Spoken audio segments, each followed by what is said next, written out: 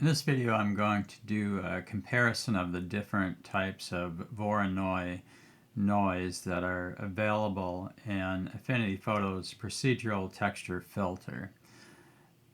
And they call it cell noise in Affinity Photo. A good reference for more information on this is the Blender manual for the software called Blender. In fact, a lot of the ideas for procedural texture can be found in the procedural textures that come with Blender. The first one of the Voronoi textures is called cell noise, and it looks like this. It has sort of a nice granular or crystalline structure to it, and then there's these little dots in the middle. Okay, to understand what's going on, I've put the cell noise function inside of a mapcui, and then I have two edges on that. So as I bring this up, it'll start showing the pattern as it's built up from the darkest point up to the lighter points. So we start off with some dots randomly distributed around the document, and then you can see they're made up of circles. So what it's doing is it's looking for that edge. So once the circles start to touch, then it's found some edges there, and it'll just sort of make a line between those edges and then keep going, making them bigger and bigger until it finds all of the edges. So the edges are where the circles sort of grow together. I don't know if that's a great explanation, but I guess that's sort of how it's generated. So it starts with this point here, and then it's going out until it finds this edge. And it keeps moving up. The circles get bigger and bigger until these edges are located like that. So that one is called cell noise. I can also look at it. I've got this set up so that I can run this backwards. So if you look at the inverse image or the negative of that image, it looks like this, which looks sort of cool, has sort of a blobby, instead of crystalline, it looks sort of rounded, cellular, sort of blobby. So those both make interesting generative textures, patterns. The other thing I have is the spread parameter, and so let's look at that. If I increase that, it starts looking like this. So what is that doing? So I'm going to look at the edges again. When spread is 0, the points are in a square array.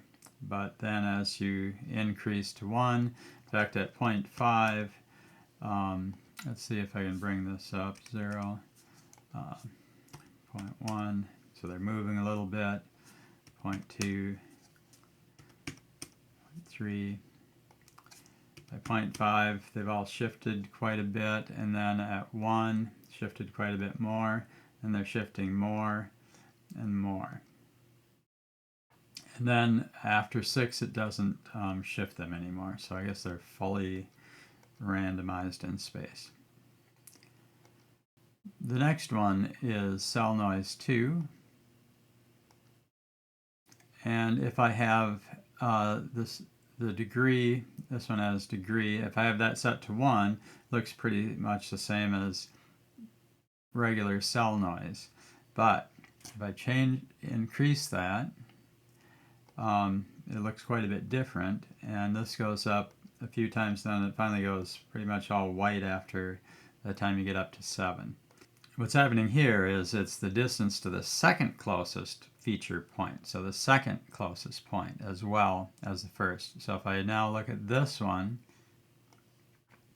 I'll see that as I bring this up, it's where two circles start overlapping, okay? So it's doing both the first and the second points and finding the edges for those. Then if I bring this up to 3, now it's only where 3 of them overlap.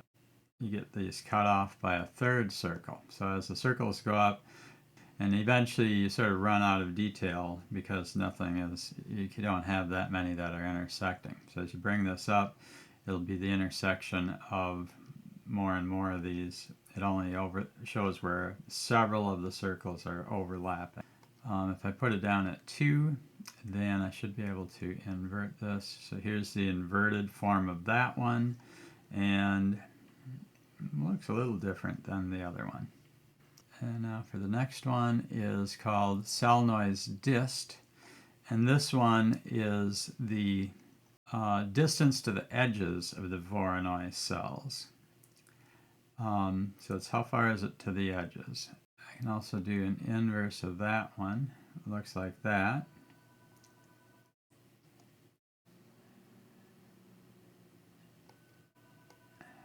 And this one has the same, if I look at if I change the edges on this, it sort of goes backwards. So it just shows where the edges are on this one. So if I bring in cell noise 1, you can see that, so this one is based on the edges, and then this is based on the points. So they're sort of the opposite of each other in a way. Okay, and the last one is called cellnoiseedge, and in this one you have the smoothness parameter. I can increase that. I can adjust this positive or negative.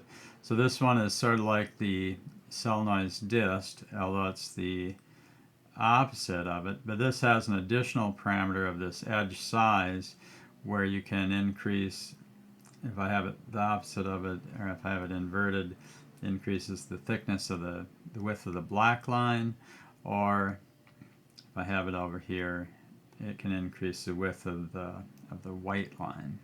And if I bring this down a little, well, like that. Or I can turn this all the way off, and then we just have sort of a mesh like that.